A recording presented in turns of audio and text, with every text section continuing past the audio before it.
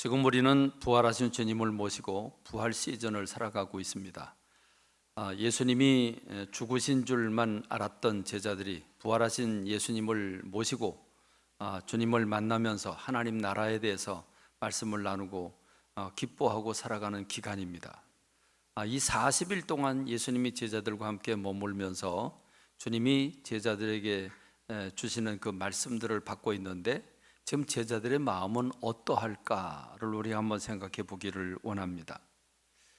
부활하신 주님께서 제자들에게 남겨주신 부활의 그 선물이, 가장 큰 선물이 있다고 한다면 저는 그것이 기쁨이라고 생각합니다. 저는 오늘 이 기쁨이라고 하는 주제로 여러분과 함께 부활하신 주님을 모신 사람이 얼마나 기뻐해야 되는지, 또 얼마나 기쁜지 이 말씀을 함께 나누기를 원합니다. 기쁨이란 밝음을 의미합니다. 기쁨이란 평안을 의미합니다. 자유하고 맑고, 그리고 기대감도 있고, 그리고 소망을 얻을 수 있는 것이 바로 기쁨의 특징입니다. 부활을 경험하지 못한 제자들, 아직 예수님의 죽음의 포로가 되어 있던 제자들, 그들의 마음은 한마디로 표현하면 어두움입니다. 두려움에 사로잡혀 있습니다. 공포가 그들을 사로잡고 있고 절망이 그들을 사로잡고 있습니다. 그런 그들에게 부활하신 예수님께서 찾아오셨습니다. 찾아오셔서 부활하신 주님이 그 몸을 보이시고 그들과 말씀을 나누십니다. 제자들은 한 번도 경험해 보지 못한, 상상하지 못한 새로운 삶을 부활의 주님을 모시고 살게 됩니다. 그들은 부활하신 주님이 나타나셨을 때 이게 꿈인가 생신가 했습니다. 왜냐하면 그들이 문을 걸어 잠그고 있었는데 주님은 문을 열지도 않은 채로 그냥 벽을 홀로그램처럼 그렇게 타고 넘어오셨기 때문입니다. 그런 모습을 본 제자들은 순간적으로 귀신이라 생각을 하고 유령이라 생각을 했습니다. 그래서 예수님이, 부활하신 예수님은 나타나셨지만 더 두려워하는 마음을 가지고 있었습니다. 그런데 주님은 내 손을 만져보라고 하십니다. 내 창에 찔린 옆구리를 만져보라고 말씀하십니다. 그리고 구원 생선을 가져오라고 그래서 제자들이 보는 데서 잡수시기도 합니다.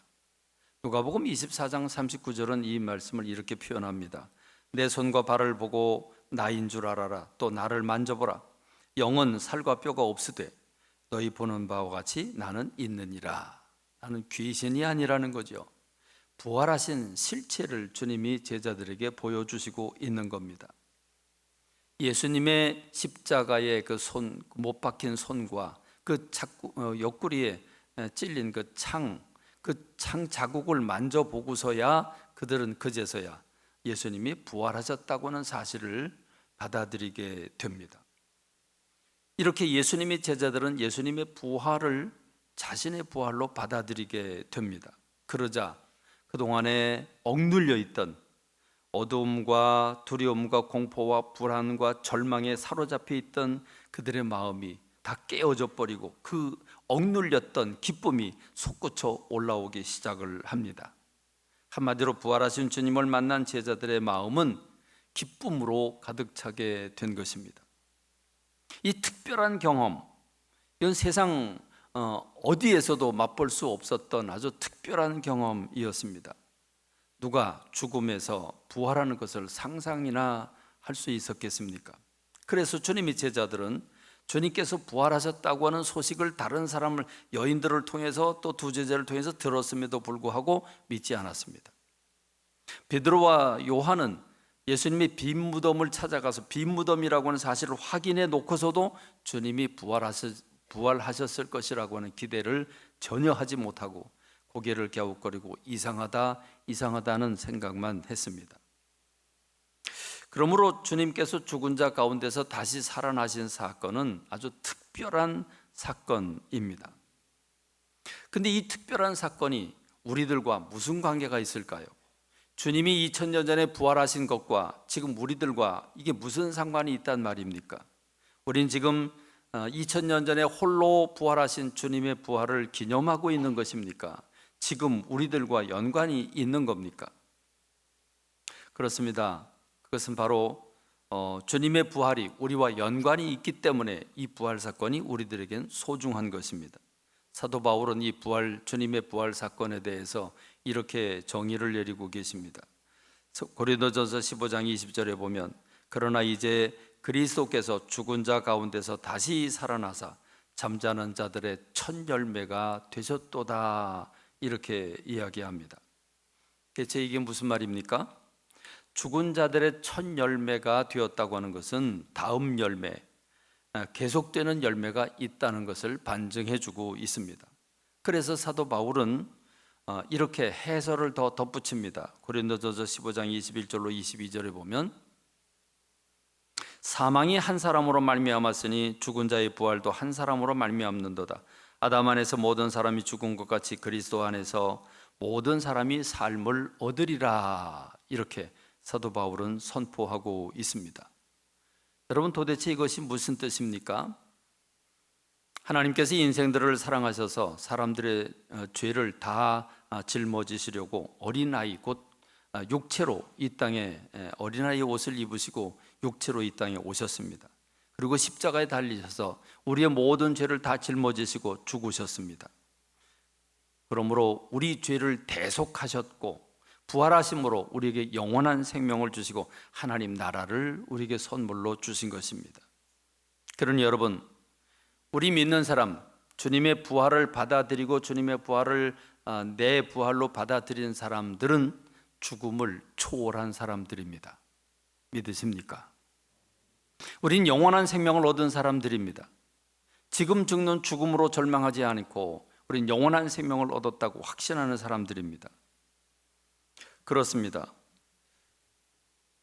그러므로 우리가 지금 하나님의 자녀가 되었고 하나님 나라의 백성들이 되었다고 한다면 지금 우리가 해야 될 단 한 가지는 기뻐하는 것입니다. 이 기쁨을 누리는 것입니다. 세상 모든 사람들은 죽음 앞에서 멈칫거리고 죽음 앞에서 부서져 버리고 맙니다. 여러분, 승승장구한들 무슨 소용이 있습니까? 자신에게 죽음의 소식이 들려온다면 그건 아무런 의미가 없을 것입니다.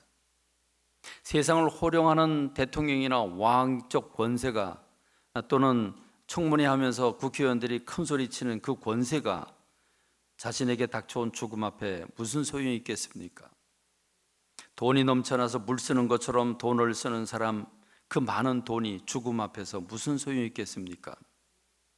올림픽에 나가서 딴 금메달을 딴 그 사람의 육체가 얼마나 강건하겠습니까? 그러나 그 금메달이 단 몇 초라도 자신에게 닥친 죽음을 지연시킬 수 있을까요? 저지할 수 있을까요? 그렇습니다. 천하의 모든 사건, 모든 일, 모든 것이 죽음 앞에서 정지되고 맙니다. 그래서 죽음은 빛이 사라진 어둠의 상태를 가져다 줍니다. 죽음은 희망이 끊어진 절망을 의미하고, 죽음은 평안을 잃어버린 채 불안한 것이고, 죽음은 더 이상 고통스러울 수 없는 공포 그 자체가 죽음이라고 말할 수 있습니다. 그런데 이 죽음을 초월했다고 한다면 이 죽음을 초월한 사람의 심정은 어떠하겠는가, 그 말입니다. 여러분, 이 죽음을 짓밟은 사람의 심정, 그 심정은 이제 더 이상 죽음이 그를 지배할 수 없는, 그래서 죽음을 우습게 보는 사람이 될 수밖에 없을 것입니다. 우리 믿는 사람들에게 있어서, 부활의 주님을 모신 사람들에게 있어서 죽음이라고 하는 것은 단지 하나님 나라에 들어가는 입문 과정으로 생각합니다. 죽음은 천국에 들어가는, 천국에 입성하는 관문뿐이라고 하는 사실을 우리는 고백합니다. 그래서 신자들은 장례식장에서 감사 찬송을 부릅니다. 그래서 우리는 그 식장에서 장례식장에 쓰는 그 꽃들을 아주 화려한 꽃들로 요즘 대체하기 시작을 했습니다. 그러므로 주님의 부활을 믿는 사람들에게는 기쁨이 삶의 주제여야 되고 삶의 내용이어야 되는 줄로 믿습니다. 죽음을 초월한 우리들에게 막힐 게 뭐가 있겠습니까? 죽음을 건너뛴 사람들에게 무엇이 두렵겠습니까? 어떤 한계가 전능하신 하나님을 모시고 사는 사람들에게 어떤 한계가 그를 저지해 그 기쁨을 빼앗아갈 수 있겠습니까? 전능하신 창조주를 모시고 살아가는 모든 사람들에게는 삶이 희망이고 삶이 기쁨인 줄로 믿습니다. 그러므로 삶 자체가 기쁨이 넘쳐야 합니다. 기쁨이어야 합니다. 주님의 죽음에 갇혀있는 제자들에게는 아직 주님이 부활하신 것을 깨닫지 못하고 그 죽음 가운데 포로가 되어 있는 제자들은 어두움이 그를 지배하고 불안과 절망과 공포가 그들을 지배하고 있습니다. 그러나 주님의 부활을 경험한 그 순간부터 그들은 어둠을 짓밟은 사람들이 됩니다. 절망을 깨트린 사람들이 됩니다. 이젠 더 이상 불안할 필요가 없습니다. 이젠 더 이상 아파할 필요가 없습니다. 주님이 부활하셨고 나도 부활할 것이기 때문입니다. 그리고 그러므로 주님의 부활을 경험한 사람들에게는 이제는 빛이고 소망이며 평안이고 자유함이고 억누를 수 없는, 주체할 수 없는 기쁨이 그 사람의 삶을 지배해야 되는 줄로 믿습니다. 부활을 소유한 사람들의 신앙의 특징, 그건 바로 기쁨이라고 하는 것입니다. 근데 알고 보니까 이것은 하나님의 계획이었습니다. 알고 보니까 이것은 하나님께서 인생들에게 의도적으로 다시 찾아주시려고 하나님이 오래전부터 계획하신 것을 실천하신 것입니다. 원래 하나님은 아담과 하와를 창조하시면서 그들을 에덴 동산에서 살게 하셨는데 그 에덴 동산이라고 말의 뜻은 주체할 수 없는 기쁨의 동산이라는 말입니다. 그리고 그들은 아파하고 괴로워하고 절망할 필요가 없었습니다. 그들에겐 영원한 생명이 주어졌고 그들에겐 맑은 물과 맑은 공기와 그리고 풍성한 열매들이 달리고 있었기 때문에 거기서 좌절하고 아파하고 힘들어하고 갈등할 이유가 전혀 없었습니다.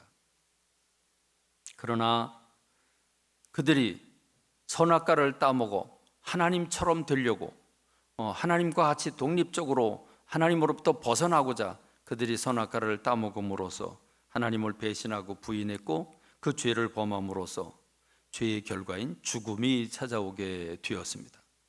이 죽음이라는 게 무엇입니까? 하나님께서 인생을 아담과 하와를 원래 영원한 존재로 지으셨고 주체할 수 없는 기쁨의 동산에서 살게 하셨습니다. 그런데 하나님을 배신했고 하나님을 배반했으니 하나님께서 원래 흙이니 흙으로 돌아가게 하신 것입니다. 그게 죽음이라고 하는 것입니다. 그러니까 영생을 다시 찾아주셔서 죽음이 영생을 영원한 생명을 주셨지만 죄를 지음으로써 그 영생을 빼앗기게 됨으로써 죽음이 인생을 지배하게 된 것입니다. 기쁨을 주셨는데 주체할 수 없는 기쁨의 동산에서 살게 하셨는데 그들이 그 기쁨을 거절하니 저주가 그들의 삶을 지배하게 된 것입니다. 그래서 병들고 사고 나고 결국 늙어서 죽게 되는 인생들이 되게 된 것입니다. 그리고 평생 땀 흘려야 합니다. 열심히 일을 하고 땀 흘려 일을 하지만 열매가 그대로 나타나지 않습니다. 가시덤불이 방해를 하고 엉겅퀴가 나도록 만들어 주셨습니다. 그리고 결국은 흙이니 흙으로 돌아가게 하셨습니다. 그런 이러한 저주스러운 삶을 살고 있는 인생들을 바라보는 주님은 괴로우셨습니다. 사랑의 주님은 마침내 결단을 하시고 예수 그리스도를 죄 없으신 분을 이 땅에 보내십니다. 그리고 그에게 인류의 죄를 짊어지게 하시고 십자가에서 죽게 하셔서 대속시키시고 그리고 우리를 영원한 생명으로 하나님의 나라로 이끌어 주신 것입니다. 그러므로 주님은 에덴 동산에서 아담과 하와가 주체할 수 없는 그 기쁨의 동산에서 살게 하시고 기쁨으로 살게 하신 그들이 그 모든 걸 다 빼앗기고 저주스럽게 살아가고 있었는데 그들에게 예수 그리스도를 보내셔서 그 모든 걸 회복시켜 주심으로 말미암아 에덴 동산을 다시 찾아 주신 것입니다.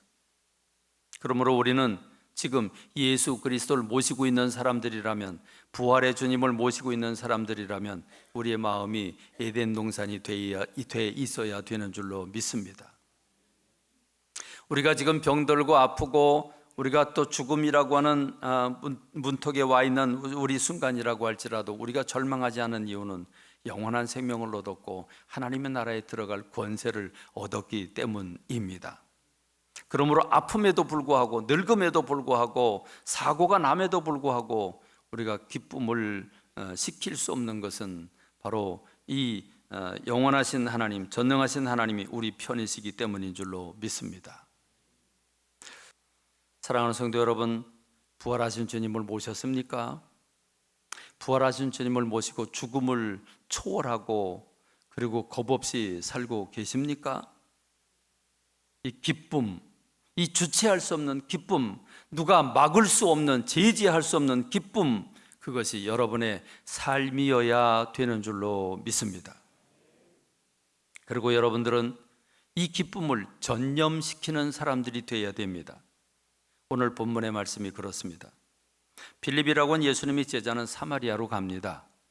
사마리아는 이스라엘 사람들에게는 배척과 왕따를 시키는 아주 미운, 증오하는 사람들이 살고 있는 곳입니다.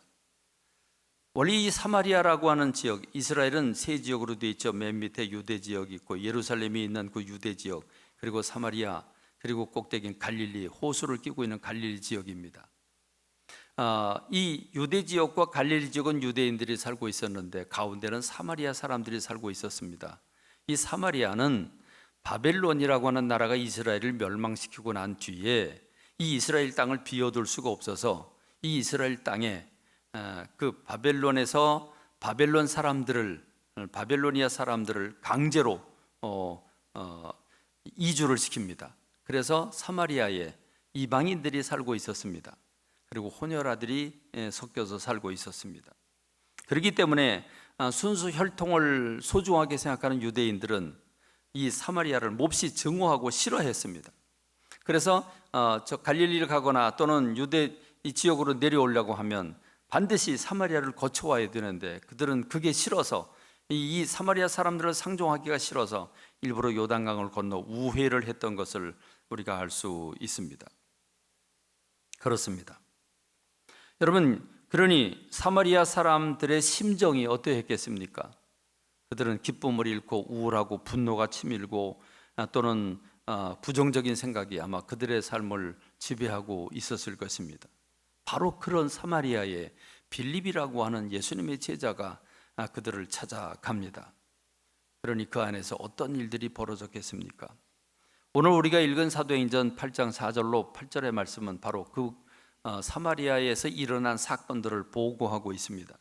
그 흩어진 사람들이 두루다니며 복음의 말씀을 전할세 이렇게 말하고 있는데 그 흩어진 사람들이라고 하는 것은 예루살렘에서 스데반이 사울에 의해서 그리고 대제사장에 의해서 돌로 맞아 순교를 당하게 됩니다. 여기에 용기를 얻은 그들은 더 예수님 믿는 사람들을 잡아 죽이기 시작을 했습니다. 그래서 거대한 핍박이 예루살렘에 몰려왔습니다.